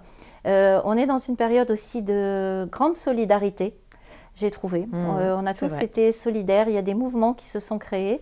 Et pour que la solidarité se mette en place, il faut donner envie aux êtres humains d'être solidaires par rapport à notre démarche. Et donc, il y a une vraie notion humaine autour de ça. C'est créatif pour intéresser les autres et pour que les autres nous aident à. Et je pense que le contrôleur de gestion peut créer, par exemple, un nouveau tableau de contrôle, d'audit, de bord. Enfin, voilà. La créativité, c'est ça aussi. Pourquoi pas? Alors, la deuxième qualité, enfin, en tous les cas, les soft skills, on va dire qualité, c'est plus simple, c'est la persuasion. Alors, c'est vrai que c'est assez surprenant, mais en même temps, ils expliquent effectivement que la force de conviction est partout dans notre quotidien et que les entreprises, effectivement, même si elles sont dotées du meilleur produit, sans la capacité de ses collaborateurs à les valoriser ou même, ça dépend dans quel secteur on travaille, mais il n'y a pas la notion toujours de vente, mais il peut y avoir la notion effectivement de valoriser ce que l'on fait. Donc cette notion de persuasion, elle est ressortie en deuxième, figure-toi. Et là aussi, elle va être utile parce que souvent, on sépare la recherche d'emploi, on l'a dit tout à l'heure, du métier. Mais je pense que la force de persuasion est utile aussi dans les démarches de recherche d'emploi. Attention, persuasion ne veut pas dire harcèlement. Oui, insistance. On est d'accord, ni insistance, etc. C'est trouver le juste milieu, être impactant, persuader la personne. Et comment on arrive à persuader quelqu'un? On arrive à persuader une personne si on s'est intéressé avant à elle et si on sait ce qui va la motiver et faire qu'elle va décider de faire un bout de chemin ou pas avec nous. Donc la force de persuasion est pour moi beaucoup liée quand même à l'analyse et à l'écoute avant. Tout à fait. Alors la troisième qui est ressortie, c'est la collaboration. Évidemment, c'est indispensable de savoir collaborer, de savoir travailler en équipe, de savoir se coordonner effectivement à l'organisation dans laquelle on va pouvoir s'inscrire. Parce qu'ils expliquaient effectivement que les équipes sont de plus en plus polyformes. Il y en a qui sont à distance, d'autres qui sont au bureau. Il y a des enjeux différents. Il y a une nécessité de l'entreprise de s'adapter à un marché nouveau. Donc, les projets sont plus complexes, sont plus globaux. Et effectivement, la nécessité de savoir collaborer est ressortie en troisième position.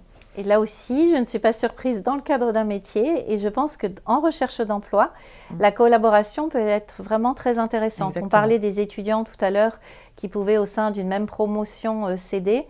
Pareil, je m'adresse encore aussi aux étudiants, n'hésitez pas à faire appel aux anciens élèves. Parce qu'il y a toujours une collaboration qui se crée entre des gens qui viennent de la même école, c'est une sorte de solidarité. La collaboration peut se faire aussi dans des recherches communes. On voit des associations qui proposent de rechercher ensemble un emploi, pour aller ensemble dans une même direction. Collaborer, ça veut dire aussi aider les autres. Et il y a, je pense, en tout cas, cette notion qui me semble essentielle, c'est même si moi je cherche un job, une alternance ou un stage, ne pas hésiter à aider quelqu'un, à collaborer avec quelqu'un pour l'aider lui aussi à trouver. Et après, de toute façon, ça nous sera rendu. Je pense qu'en cette période, il ne faut surtout pas être ni égoïste, ni centré sur soi-même. C'est vrai, oui, tout à fait. Pour poursuivre, donc, il y a en 4e position l'adaptabilité. Alors très clairement, on va peut-être s'arrêter sur cette notion-là. Oui, parce que ça va permettre d'introduire la suite. On va pouvoir juste y revenir. La dernière, c'est l'intelligence émotionnelle. Bon, quelque part, tu le disais, c'est le... Ces capacités humaines à avoir de l'empathie, à comprendre l'autre, à ne pas se braquer, à avoir la bonne attitude au bon endroit, au bon moment, savoir mettre son ego de côté. Enfin voilà, c'est toute cette intelligence, oui, c'est ça, émotionnelle, humaine. C'est faire appel à son cœur, je dirais l'intelligence du cœur. Oui, tout à fait. Alors, cette notion d'adaptabilité, elle est très importante. Il faut vraiment qu'on s'arrête sur cette notion-là, parce que tu as beaucoup de choses à nous dire sur ce sujet, Christelle. Par quoi tu commencerais déjà? Comment tu définirais l'adaptabilité quand on est en recherche d'emploi? Alors, je voudrais définir l'adaptabilité quand on est en recherche d'emploi en ce moment. Oui, tout à fait. Voilà. En effet, contextualiser. Donc, l'adaptabilité, qu'est-ce que ce serait? Rappelez-vous, on a dit, on met la crise de côté par rapport aux professionnels que l'on est, mais on pense qu'il y a la crise quand même et qu'il va falloir s'adapter à des nouveaux modes de recherche d'emploi ou d'alternance. Donc l'adaptabilité, ça va être une forme d'acceptation par rapport à une manière de revoir ses plans. C'est-à-dire qu'on part tous en se disant, par exemple un senior va se dire, ben voilà, moi mon prochain job c'est ça, je veux 10% d'augmentation, etc. Je faisais pas de management, maintenant je veux en faire. On part avec un projet. L'adaptabilité, ça va être capable de revoir aussi ce projet à la baisse si on se rend compte qu'actuellement ce n'est pas possible. Pour un junior qui est sorti d'école, qui peut très bien dire la fourchette de salaire à la sortie de mon école, c'est de temps à temps. Bah oui, mais peut-être qu'en ce moment, les salaires ne rentrent pas dans cette fourchette. Il va peut-être falloir aussi avoir une forme d'adaptabilité par rapport à ça. Oui. Donc l'adaptabilité, c'est vraiment revoir ce que l'on avait prévu si ça ne fonctionne pas. Donc il faut quand même aller vers ses objectifs premiers au début, mais très rapidement, si ça ne marche pas, il faut être adaptable et changer de voie. Et ce que j'observe actuellement, c'est que des personnes restent dans la même voie. Se disent, c'est ça que je veux, c'est ce métier, c'est ce job, j'ai fait mes études pour ça, ou des seniors qui disent, j'ai fait cette reconversion, c'est ce que je veux, et qui sont en train de s'enferrer dans quelque chose qui ne fonctionne pas. Et le problème de s'enferrer dans quelque chose qui ne fonctionne pas, c'est qu'on arrive aussi rapidement en perte de confiance. Mais alors, c'est quand même difficile à entendre quelque part pour un candidat parce qu'il a fait ses études, il a peut-être une expérience dans le domaine. Comment faire alors pour pouvoir accepter de changer et vers quoi changer et vers quoi changer aussi, bien sûr. Alors, l'acceptation et l'adaptabilité, je dirais que il faut que vous vous disiez que ce n'est que pour un temps. D'accord. Et je pense qu'il faut être assez patient. On en a pour quelques mois, qui sont des mois difficiles. Maintenant, quand on a 23 ans ou 25 ans, quelques mois, voire une année dans toute une vie professionnelle, ce n'est absolument pas grave. Donc, et je dirais même quand on est senior, quelques mois, ce n'est pas grave. Donc, je dirais que pendant quelques mois, il il faut faire preuve d'adaptabilité et de se dire ce n'est qu'un temps. Il n'y a absolument rien de définitif. Mais c'est vrai que quand ça ne fonctionne pas, c'est-à-dire que quand on cherche dans un job et qu'il n'y a pas d'emploi, quand on cherche dans un secteur que ça ne marche pas, quand on cherche un salaire et que ça ne fonctionne pas, quand on cherche un type de contrat, bon, il y a des gens qui cherchent des CDI. Déjà, quand on normal, c'est difficile. Actuellement, c'est extrêmement difficile. Si ça ne fonctionne pas, il y a deux solutions. Soit on se dit, je vais mettre beaucoup de temps, mais je reste sur cette voie. Et à ce moment-là, il faut être très très fort parce qu'il faut bien vivre les refus et ne pas les prendre pour soi parce qu'il y a ce souci de perte de confiance. Soit on se dit, pendant cette période, je vais peut-être revoir à la baisse ou revoir différemment mes objectifs premiers. Et je pense que même les entreprises sont en train de le faire, tout le monde est en train de le faire. Il y a plein de gens qui n'ont jamais voulu faire de télétravail de leur vie et qui se retrouvent coincés chez eux en télétravail. On n'a pas le choix. Donc voilà, il y a des concessions à faire. Après, on peut en parler. Mais tout à fait, mais de toute façon, parce qu'après, lorsqu'on sera dans l'entreprise, on devra s'adapter. Parce que l'entreprise est en sans cesse mutation, d'autant plus dans un contexte économique un peu incertain. Donc, cette notion d'adaptabilité, c'est dur à dire, est vraiment importante dans la recherche d'emploi, dans le positionnement, mais aussi une fois dans l'entreprise. C'est vraiment quelque chose qu'il faut pouvoir intégrer. Moi, ça me fait rebondir sur l'employabilité. C'est vrai que c'est notre cœur de métier au sein du groupe Picademy, c'est d'aider des personnes à se positionner par rapport à leur employabilité. Et justement, lorsqu'on est dans cette phase-là, tu l'évoquais tout à l'heure, on a vécu des périodes de confinement, beaucoup de personnes en ont profité pour se repositionner, pour identifier leurs compétences. Donc voilà, quel conseil tu donnerais justement pour quelque part juger un petit peu de son employabilité, voilà, comment on peut aider les personnes à être encore plus employables dans ce contexte? Alors pour juger de son employabilité, justement, il faut faire des tests. C'est-à-dire que quand on a envoyé de nombreuses candidatures, il ne se passe rien, il y a peut-être un souci dans ce secteur-là. Il faut beaucoup aussi se renseigner. Je disais ne pas trop regarder les informations, ne pas trop écouter sa famille, mais par contre lire quand même des articles notamment sur des domaines. Par exemple, vous souhaitiez aller vers le domaine de l'événementiel, c'est un domaine qui est touché à l'heure actuelle. Beaucoup lire, je pense encore aux réseaux sociaux, voir les publications, voir les articles d'entreprises de ce domaine.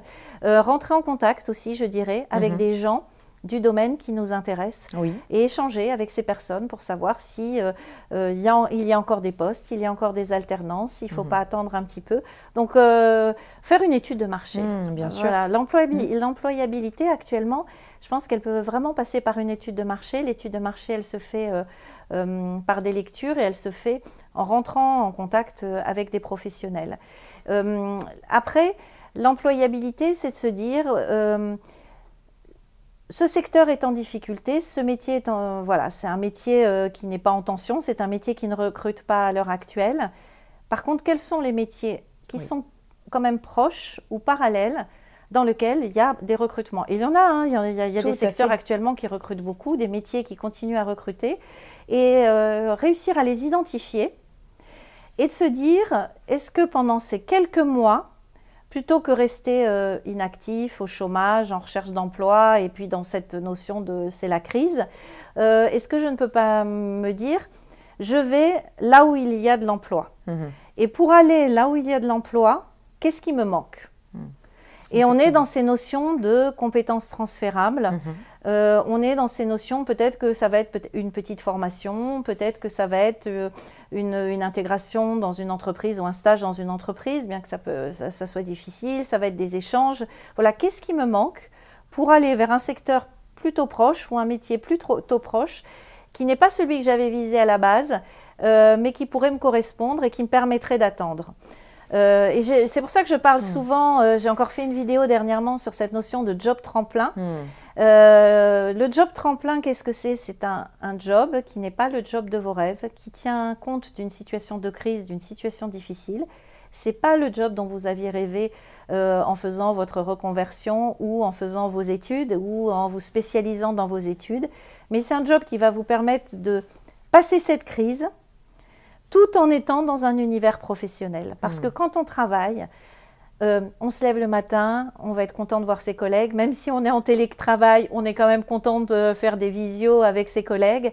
On a une identité, on a une existence. Quand on est en recherche d'emploi, on est très fragilisé.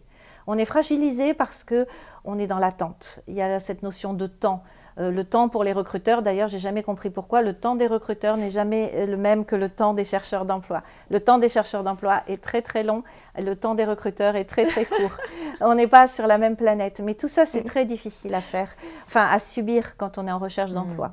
Alors que le job tremplin, ça permet justement d'attendre que la situation aille mieux. Et de toute façon, techniquement, elle va aller mieux. Techniquement, on va sortir de la crise. Mais ce job peut permettre de sortir de la crise. Oui. Et donc, on en revient à la suite. À moins que tu aies une question. Non, en fait, je voulais rebondir par rapport à une expérience que j'ai vécue récemment, parce que nous recrutons actuellement au sein de l'entreprise, et j'ai reçu une candidate pour un poste en alternance. Et en fait, je voulais avoir ton avis, parce que là, on est clairement dans... Elle a fait ce qu'il fallait en termes d'adaptabilité, je trouve, mais il manquait quelque chose, et je voudrais avoir ton avis. C'est une jeune personne qui, au départ, était intéressée pour faire un bachelor marketing, et finalement... Elle vient me voir pour me dire qu'elle veut faire un bachelor RH. Mais sauf que ça n'a rien à voir. La notion de diplôme, la notion effectivement d'enseignement et du métier qu'elle va pouvoir avoir à la clé. Donc je lui pose la question tout simplement, qu'est-ce qui vous attire dans le domaine des RH? Pourquoi vous avez envie d'aller dans ce secteur? Et elle m'a parlé de ses expériences liées au marketing. Donc elle ne m'a pas convaincue, en fait, si tu veux. Et pourtant, cette candidate m'intéresse parce que j'ai envie de la revoir et j'ai envie d'échanger avec elle parce que je l'ai trouvée très dynamique et donc c'est pas fini. Mais cela dit, au moment de l'entretien, elle a été mise en difficulté parce qu'elle n'a pas su m'expliquer complètement pourquoi elle avait fait ce choix. Donc j'entends ta notion de dire il faut s'adapter, il faut effectivement se dire ok c'est peut-être un temps et ça peut m'amener à d'autres postes, à d'autres, mais il faut quand même peut-être faire passer un message au candidat que le recruteur en face il a besoin d'être assuré. Donc comment on fait pour jouer sur cette notion, tu vois, de... Il faut trouver le lien. C'est pour ça quand je disais, attention, c'est n'allez pas vers n'importe quel secteur sous prétexte que c'est un secteur en tension qui recrute.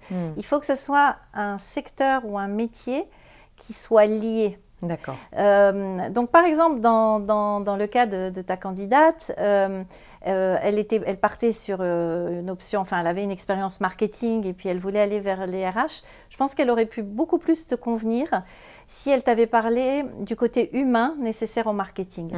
Par exemple, bon, moi je suis issue du marketing, donc je peux en parler. Dans le marketing, quand on fait par exemple du marketing opérationnel, ce qui va être important, c'est on va créer des outils, par exemple pour des commerciaux ou créer des produits pour le marché en tenant compte des êtres humains. Dans le marketing, on travaille beaucoup en projet. Donc, il y a cette notion humaine autour de projets. On est en management, non pas direct, mais management transversal. Et il faut connaître aussi les hommes. Donc, dans le marketing, il y a beaucoup de RH. Elle aurait pu aussi te dire, maintenant, le marketing est très lié au marketing RH. Pourquoi? Parce qu'il y a ces notions de marque employeur. Oui. De plus en plus d'entreprises se rendent compte qu'elles ne vont plus communiquer au travers de leurs produits, au travers de leurs services, mais au travers de leurs hommes. Donc moi, je suis issue du marketing, mais la marque employeur m'intéresse, donc j'ai envie de bien connaître les RH pour pouvoir proposer du marketing RH. Elle n'a pas su faire le lien, mais elle n'a pas su le faire en tant que candidate oralement, mais peut-être, puisqu'elle t'intéresse, puisque tu es allé au-delà, mais peut-être qu'elle saura le faire après, mais elle n'a pas su trouver les mots. En tout cas, moi, ce que je conseille, c'est vraiment d'essayer de trouver le lien. Vous êtes dans le secteur, on reprend le secteur de l'événementiel, qui est un secteur qui va être... Je peux rebondir juste par rapport à des réactions justement que nos spectateurs évoquent. Et donc, il y a plusieurs réactions qui disent, attention, adaptabilité, est-ce que ce n'est pas se sacrifier ? Donc voilà, ça fait peur quelque part aux candidats d'avoir cette notion d'adaptabilité. Il faut qu'on les rassure par rapport au fait que ce n'est pas se sacrifier. Ce n'est pas pour moi, je vais vous dire, mais je vais être très claire, hein, pour moi, se sacrifier, c'est rester au chômage. Voilà. Je suis d'accord. Pour moi, un jeune qui reste 6 mois, 8 mois, 10 mois au chômage et qui sort alors qu'il a fait une école, que ça a coûté de l'argent à lui, à sa famille, etc., là, c'est un jeune qui se sacrifie. Par contre, aller vers un métier qui n'était pas celui prévu initialement, le temps de rebondir, pour moi, ce n'est pas se sacrifier parce que quand on est dans un poste, on fait aussi du réseau. on développe d'autres compétences, on développe d'autres soft skills. Quand on est en recherche d'emploi, on est dans une forme de souffrance et de perte de confiance. Et puis, il y a en plus l'entourage qui vient se rajouter à ça et qui crée cette angoisse-là. Donc, se sacrifier, c'est rester au chômage. Vraiment, alors là, je suis très claire et je parle sur des années et des années d'expérience. Le chômage détruit. Il détruit les hommes, il détruit la confiance, il détruit les familles, il détruit beaucoup de choses. L'emploi ne détruit pas. Par contre, c'est vrai qu'on peut se dire avoir fait tout ça pour ça, certes, mais encore une fois, c'est une notion de « je l'ai fait pour un temps ». Voilà, oui, tout à fait. C'est pour un temps. C'est contextuel. C'est contextuel. Et peut-être même que dans l'entreprise où vous allez mettre un pied au poste qui ne vous convient pas, peut-être que dans quelques temps, il y aura un poste pour vous. Oui. Dans l'entreprise dans laquelle vous allez mettre un pied et ça ne vous convient pas, peut-être que des partenaires qui travailleront avec l'entreprise et avec vous, à un moment, vous proposeront un job qui vous correspondra. On a beaucoup plus en fait d'opportunités professionnelles quand on est en poste que quand on est au chômage. Tout à fait. D'autant plus si on est chez soi, seul face à son ordinateur. Mais oui, complètement. Donc les notions de parallèle, c'est par exemple, je voulais revenir à ce secteur de l'événementiel, je voulais aller dans l'événementiel, je voulais faire du marketing dans l'événementiel ou du community management dans l'événementiel. C'est un secteur qui est touché. Là, il y a deux solutions. Est-ce que je me dis, j'ai une forme de connaissance du secteur événementiel et je vais aller vers des boîtes qui touchent ce secteur-là et je vais mettre en avant ma connaissance du secteur, ou est-ce que je me dis, eh bien, je quitte le secteur de l'événementiel, mais par contre, j'ai une connaissance marketing que je vais utiliser ailleurs. Que je vais transposer. Ou pour des jeunes, je cherchais un poste en marketing. En ce moment, il n'y en a pas. Est-ce que ça ne vaut pas la peine que je prenne dans un premier temps un poste de commercial? Bien sûr. Pourquoi? Parce que quand on fait du marketing, pour peu qu'on ait été commercial avant, c'est la voie royale. Oui. Voilà. Et voilà, c'est ces notions-là. C'est qu'est-ce que je peux faire en attendant qui ne va pas me freiner, mais qui sera un plus pour plus tard. Donc voilà, donc vraiment cette notion de job tremplin, de pouvoir accepter un temps par rapport à ce contexte qui est particulier, et ce n'est pas définitif, et que ça va sûrement ouvrir d'autres portes, sûrement amener d'autres rencontres, d'autres compétences que vous allez pouvoir acquérir. Donc c'est vrai que c'est vraiment... faut vraiment le voir d'une manière positive et pas d'une manière négative. Alors, il nous reste à peu près une vingtaine de minutes pour pouvoir échanger. Je te propose qu'on commence effectivement à répondre aux questions. Est-ce que tu veux d'abord conclure sur cette notion? Oui, je voulais conclure sur cette notion de concession. Les concessions, ça va passer aussi par le salaire. On a prévu un salaire et ça ne sera peut-être pas le salaire que l'on avait prévu, mais c'est toujours mieux que le chômage. Oui. Voilà. Pensez aussi au télétravail, c'est-à-dire que vous avez prévu de travailler dans la ville de Bordeaux, sauf que maintenant, grâce et à cause de cette crise, les métiers s'ouvrent complètement. Vous pouvez postuler à Paris, vous pouvez postuler à Nice, vous pouvez postuler partout, puisque si ça se trouve, le poste est en télétravail. Les alternants, ne négligez pas le télétravail, parce qu'il y a de nombreuses entreprises qui se sont organisées pour accueillir des alternants, et je pense que ça, tu peux en parler, en télétravail, et ça fonctionne très très bien. Donc c'est, je m'ouvre à un autre secteur, je m'ouvre à un autre métier, je m'ouvre à une autre région, et je m'ouvre à peut-être une autre rémunération. Exactement. Très bien. On a parlé donc effectivement dans les moyens que l'on peut et les solutions que l'on peut utiliser dans ce contexte. Donc on a parlé des réseaux, on a parlé donc de se rendre visible, d'être adaptable, de penser à son employabilité, d'identifier ses soft skills pour pouvoir les utiliser aussi bien dans sa recherche d'emploi qu'effectivement dans le poste en lui-même, d'accepter des concessions, en aligné avec effectivement ce que l'on veut au mieux, un job tremplin. Voilà. Est-ce qu'il y a d'autres conseils, astuces que tu veux donner par rapport à... Non, on peut répondre aux questions. On va répondre aux questions. Dites-vous vraiment que voilà, la crise ne va durer qu'un temps, que nous sommes tous, mais vraiment tous dans la même galère, et les indépendants aussi. Moi, je peux parler de mon propre cas. Moi, mon métier, c'est de faire des conférences et des formations en présentiel. Et je ne fais plus que des webinaires. Et je déteste les webinaires. Bon, ben voilà, mais je suis obligée de faire des concessions parce qu'il y a très peu de présentiel à cause des masques, et on peut le comprendre. Donc, je discute avec de nombreuses personnes, et tout le monde et toutes les entreprises font des concessions. Les entreprises sont en train de relouer leur bureau, sont en train de enfin voilà, tout se dématérialise et nous sommes en pleine mutation et ça touche tout le monde. Que ce soit les collaborateurs, que ce soit les dirigeants d'entreprise, les chercheurs d'emploi, les étudiants, ça touche tout le monde. Bien sûr. On est tous dans la même galère. Et oui, tout à fait. Alors, on va reprendre donc les différentes questions voilà, que vous nous avez posées et merci d'ailleurs pour votre participation.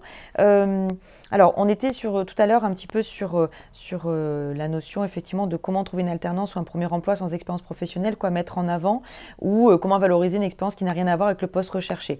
Donc là on est quelque part dans la valorisation. Là il faut trouver le lien. Il y a toujours un lien. Il faut parfois aller le chercher assez loin, mais on peut toujours trouver un rapport entre deux secteurs, deux métiers. Donc, si vous visez un métier ou un secteur qui ne vous correspond pas, regardez dans votre expérience ce que vous avez fait à un moment qui pourra intéresser le recruteur. Et on trouve toujours. Moi, sur des années d'expérience, je ne suis jamais restée sèche à ce niveau-là. Mais par contre, si vous n'y arrivez pas, faites appel à d'autres personnes. Demandez des regards extérieurs, justement, en disant, ben, voilà moi ce que j'ai fait, voilà ce que je suis censée faire, quel lien je peux amener. Bien sûr. Si on ne peut pas trop le faire transparaître dans son CV, on peut le faire transparaître dans le mail de motivation, on peut le faire transparaître sur son profil LinkedIn. Je rappelle qu'au tout début du profil LinkedIn, il y a une rubrique qui s'appelle info, voilà, où on peut dire aussi beaucoup de choses. On peut apprendre à pitcher d'une certaine manière, on peut faire du storytelling. Donc il faut trouver un moyen d'amener, de trouver la raison qui fait qu'on va d'un endroit à un autre. Tout à fait. Par rapport à LinkedIn, tout à l'heure, on avait des questions de plusieurs téléspectateurs qui nous demandaient, donc, pensez-vous que c'est une bonne idée de mettre son CV sur un post LinkedIn? Donc, moi, je pense que non. Alors là, je suis très claire. Donc, je pense non. Pourquoi? Parce que si vous mettez votre CV, vous êtes demandeur d'emploi. Donc, vous êtes en position d'infériorité. Alors que si vous faites un post avec un visuel ou une vidéo ou même un post où vous racontez une histoire, vous êtes en position d'offreur de service. Et ce n'est pas du tout la même chose. Par contre, vous pouvez dans votre vitrine LinkedIn mettre un lien vers votre CV. Juste une petite précision. Ne mettez pas d'informations personnelles. On reste, même si c'est un réseau professionnel, on reste quand même sur un réseau humain avec aussi ses failles. Et si vous mettez un numéro de téléphone portable personnel ou une adresse, il y a des personnes qui se sont fait embêter. Donc, faites attention à ça. Oui. Mais pensez recruteur, pensez aux besoins de celui qui est en face. Et évitez, moi je vois des posts, un like ne vous coûtera rien, mais moi ça me fera beaucoup pour moi. Ne mendiez pas. Ne mendiez pas, que vous soyez senior, junior, vous n'avez pas à mendier quoi que ce soit, vous n'avez pas à mendier un job. Vous avez de la valeur, il faut juste trouver l'entreprise qui va être intéressée par votre offre de service. Et le réseau permet ça parce qu'il permet de faire balader votre offre de service. Mais plus elle va être sympa, originale, plus on aura envie de le faire. Tout à fait. Alors, pardon la technique, hein, je ne respecte pas l'ordre, mais j'essaye de suivre aussi le fil de Christelle. Donc, je vais nommer la question de Sonia qui parle de « Faut-il mettre son âge sur le CV ?» Surtout pas. L'âge n'est pas une compétence, l'âge est une donnée personnelle. Donc, si vous êtes jeune, vous serez trop jeune. Si vous avez 56 ans comme moi, vous êtes déjà dans la tombe. Ne mettez pas, ça ne concerne pas le recruteur, donc vous ne mettez pas d'âge sur un CV. Et ça, c'était valable avant les temps de crise. Ce qui compte, c'est un nombre d'années d'expérience. Avoir 20 ans d'expérience ou 10 ans d'expérience peut avoir de la valeur. Avoir 35 ans ou 40 ans, pas du tout. Donc non, surtout pas. Très bien. Donc je continue sur les aspects du CV. Anaëlle qui nous demande, on m'a dit que mettre sa photo sur son CV était déconseillé. Qu'en pensez-vous? Moi je voudrais intervenir aussi. Alors là vraiment, encore une fois, il faut m'en excuser, je ne détiens pas la vérité sur ce sujet. Les avis sont très partagés. Certaines personnes vous disent que l'on peut être discriminé à partir d'une photo. D'autres, quand on écoute les recruteurs, ils disent que souvent on a 7 fois plus de chances d'intéresser à partir d'une photo. De toute façon, sur votre profil LinkedIn, il y aura une photo. Donc, si vous mettez une photo, Mettez par contre une photo professionnelle. Oui. Évitez les selfies. Vraiment une photo où vous regardez dans les yeux, pas une photo de pied, une photo vraiment où on vous voit en tant que professionnel, une photo qui donne envie. Vous regardez dans les yeux, vous êtes souriant. Plutôt la même photo à ce moment-là que sur le profil LinkedIn. Oui. Voilà, c'est ce que je dirais. Je ne sais pas si tu voulais aller dans ce sens-là. Non, mais oui, c'était exactement ce que je voulais dire. Bon, bah, tant mieux. Très bien. On continue avec les questions. Alors là, je remonte un petit peu et je vais prendre la question de Laurie qui nous demande comment générer l'intérêt par une candidature spontanée. Alors, la candidature spontanée peut très bien marcher en ce moment. Pourquoi? Parce que c'est vous qui allez décider qu'une entreprise vous intéresse. Et si vous envoyez une candidature spontanée, c'est que vous avez ciblé et repéré cette entreprise-là. Donc, avec vos mots, vous pouvez notamment dans le mail de motivation expliquer pourquoi elle vous intéresse. Juste une petite chose, la candidature spontanée, j'éviterai personnellement de les envoyer au RH, au DRH qui sont souvent sollicités. Je tablerai directement le dirigeant de l'entreprise, même si ce n'est pas lui qui fera le recrutement.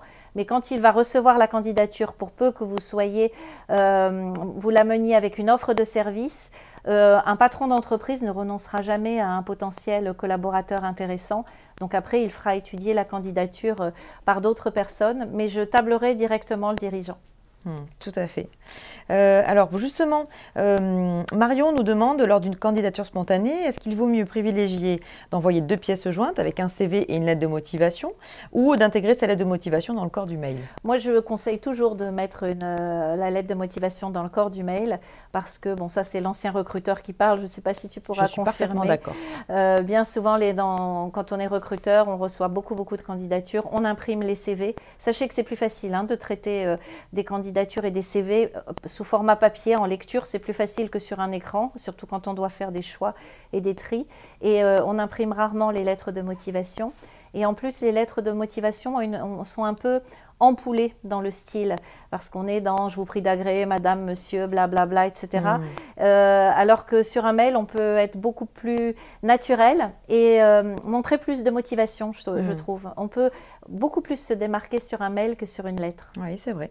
C'est vrai, et puis c'est vrai que bon, c'est pas forcément ouvert les pièces jointes, comme tu disais. Non, c'est ça. Donc très bien. Philippe est présent. Philippe Anderson est présent. Coucou Philippe. Je vous conseille de suivre c'est un petit peu en décalage, parce que Philippe je crois que c'était il y a un petit moment. Parce que c'est quelqu'un d'adorable qui aide beaucoup de gens. Il donne de superbes conseils. Justement, suivez les bonnes personnes parce que quand ces personnes-là publient, il y a des gens aussi intéressants pour vous. Je conseille de suivre aussi l'ex-recruteuse Hélène Lee, parce que quand elle publie des posts, elle donne des conseils. Et il y a beaucoup de recruteurs sur ces postes, puisque c'est une formatrice de recruteurs. Allez là où sont les recruteurs. Et dès que vous mettez un commentaire quelque part, tous les recruteurs vont lire vos commentaires et vous allez les intéresser. Donc suivez les recruteurs, suivez des gens comme Philippe, comme Patricia, comme Béram. Enfin, il y a beaucoup de personnes qui aident sur ce réseau et qui le font bénévolement. Tout à fait. Alors, il y a une question de Florian et j'aimerais y répondre si tu veux bien, Christelle. C'est la question est la suivante. Est-ce une bonne initiative de faire référence à l'aide exceptionnelle donc de l'État concernant les employeurs qui recrutent des alternants en début de l'aide de motivation? Alors, pour ma part, je dirais que c'est pas forcément quelque chose qu'il faudra mettre dans la lettre de motivation, mais plutôt dans le mail de motivation, effectivement. Ça peut être une bonne introduction parce que je trouve que ça montre votre réflexion, votre curiosité de comment faire pour que, quelque part, vous soyez employable par l'entreprise, parce que c'est clair que cette aide est vraiment importante, elle est vraiment exceptionnelle. L'entreprise peut, du coup, avoir des charges salariales beaucoup moins élevées. Donc, oui, il faut absolument en parler, il faut absolument rendre visible cela parce que les employeurs vont se rendre compte que vous êtes soucieux quelque part de rendre aussi votre emploi intéressant pour eux si j'ose dire, parce que très clairement on est quand même dans une situation de crise, donc les entreprises ont des concessions à faire et c'est vrai que cette aide a vraiment boosté le marché de l'alternance. C'est incroyable. Je me souviens quand nous sommes revenus au bureau lors du déconfinement début juin, l'annonce du gouvernement n'avait pas encore été faite. Très clairement, la plupart des entreprises nous disaient qu'elles repoussaient ou attendaient de voir concernant leur campagne d'alternants. Et puis l'annonce du gouvernement a vraiment mis un gros boost et on croule sous les demandes. C'est pas compliqué, voilà, on croule sous les demandes. Donc oui, il y a des offres et vous avez entièrement raison d'en parler et de le faire valoir effectivement auprès des entreprises. Après, je vous conseille quand même de bien vous renseigner. Et de bien identifier quelles sont les règles de cette aide pour pas voilà, vous tromper dans ce que vous allez dire aux employeurs et aussi d'exprimer les avantages d'un contrat d'apprentissage. C'est-à-dire que vous êtes une personne qui va apporter voilà, un savoir-être et un savoir-faire que vous êtes en train d'acquérir au travers de votre formation, avec la possibilité peut-être effectivement de montrer toutes vos qualités et peut-être pourquoi pas d'être employé, enfin d'être recruté, je perds mes mots, c'est la fin, voilà, par cette entreprise. Donc oui, Florian, effectivement, c'est une très bonne idée. Est-ce que tu veux rajouter quelque chose par rapport à ça? D'utiliser le contexte, effectivement, oui, je trouve que c'est une manière de dire, d'ailleurs c'est un des avantages, on n'en a pas beaucoup dans cette crise, mais ça c'est un des avantages quand même pour les alternants, en effet, de mettre ça. Après, je ne sais pas s'il faut démarrer par ça ou le mettre après. Il faut voir comment on l'aborde. Il faut le faire de façon un petit peu fine, un petit peu subtile, mais en effet, ça montre que l'on s'intéresse aussi à ce qui se passe et puis qu'on arrive avec, encore une fois, une offre de service pour l'entreprise. Oui, tout à fait. Je reviens donc sur les questions. Donc on avait effectivement Marc-Alexandre qui nous posait une question tout à l'heure. Est-ce qu'on peut se déplacer directement au sein des entreprises pour obtenir un rendez-vous en spontané? Évitez en ce moment. Oui. Déjà en temps normal, ça dépend des métiers. Par exemple, on peut le faire dans les métiers du bâtiment ou dans les magasins, etc. En temps normal. Moi, je conseille là actuellement de ne pas le faire parce que avec les mesures Covid, etc., vous allez mettre les personnes en difficulté. Les personnes à l'accueil, les personnes censées vous recevoir, ça va plus vous mettre en difficulté. Quitte à se déplacer, autant aller sur des mini-forums ou des rendez-vous qui sont organisés dans ce sens. Mais je pense que ça montre votre motivation, mais quelque part, vous mettez le recruteur, enfin, ou le futur employeur en situation délicate. Donc, si vous le mettez en situation délicate, il ne va pas vous recruter. Tout à fait. Une question de Claire par rapport à la notion de statut bénéficiaire RQTH, donc de travailleur handicapé. Elle nous demande, Claire, donc voilà, comment est-ce qu'on met cette information sur notre CV? Est-ce qu'on peut en parler au recruteur? Quel est ton positionnement, Christelle? Encore une fois, je n'en sais rien, je ne détiens pas la vérité parce que tout dépend si c'est un handicap visible ou pas. En tout cas, ça peut être un atout par rapport à certaines entreprises qui ont un quota de personnes, de salariés RQTH à embaucher.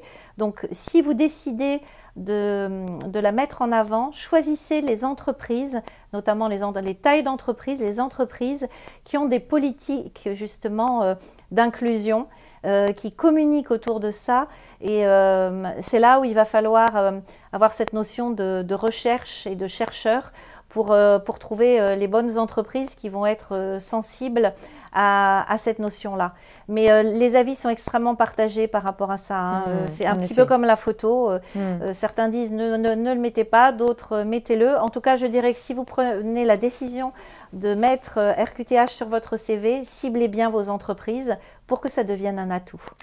Je me permets juste de faire une petite aparté sur la notion effectivement de travailleur avec une reconnaissance en travailleur handicapé. Vous êtes éligible au contrat d'apprentissage tout au long de votre vie. Ça, c'est un avantage que vous pouvez mettre en avant vis-à-vis des entreprises et que parfois on ignore. On ignore, voilà. Bien souvent. Aïe, il nous reste encore 2 minutes.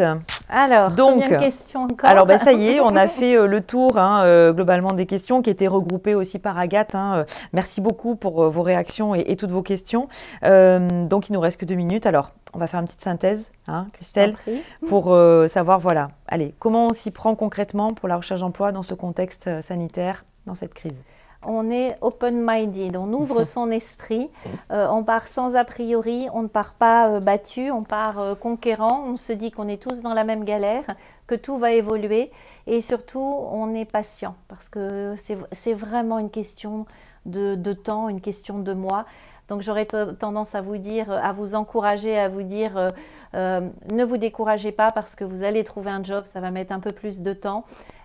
Soyez ouverts, mettez peut-être votre ego de côté, profitez de cette période pour vous former, profitez de cette période pour faire du réseau, profitez de cette période pour vous rendre visible sur LinkedIn et soyez dans un esprit de collaboration, de solidarité.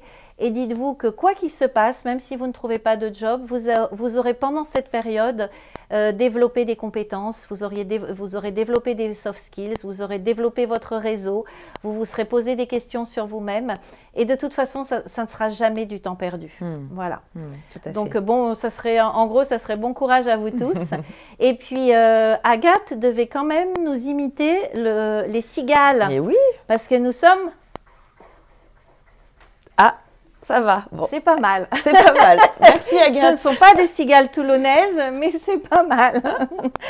Eh bien, nous allons conclure ce premier mardi live de la saison. Merci Christelle encore une fois pour tes précieux conseils, pour ta bienveillance et ta bonne humeur. Voilà, moi je vous adresserai un dernier message. Restez positifs. Vraiment, il y a bien sûr des entreprises qui souffrent, mais il y a aussi des entreprises qui recrutent, qui ont besoin de compétences, d'autant plus dans ces moments justement où elles doivent se repositionner, elles doivent avancer et continuer de développer leurs services. Donc, vraiment, restez positifs, suivez Christelle sur LinkedIn, suivez-nous sur LinkedIn, on continuera effectivement de vous accompagner au mieux que l'on peut. Vous recevrez, je crois, et où vous pourrez de toute façon avoir accès au replay de ce live. Prochain rendez-vous du mardi live le 27 octobre, sujet que nous gardons secret pour l'instant pour faire un petit peu de teasing. Donc à très bientôt, bonne soirée à tous et merci.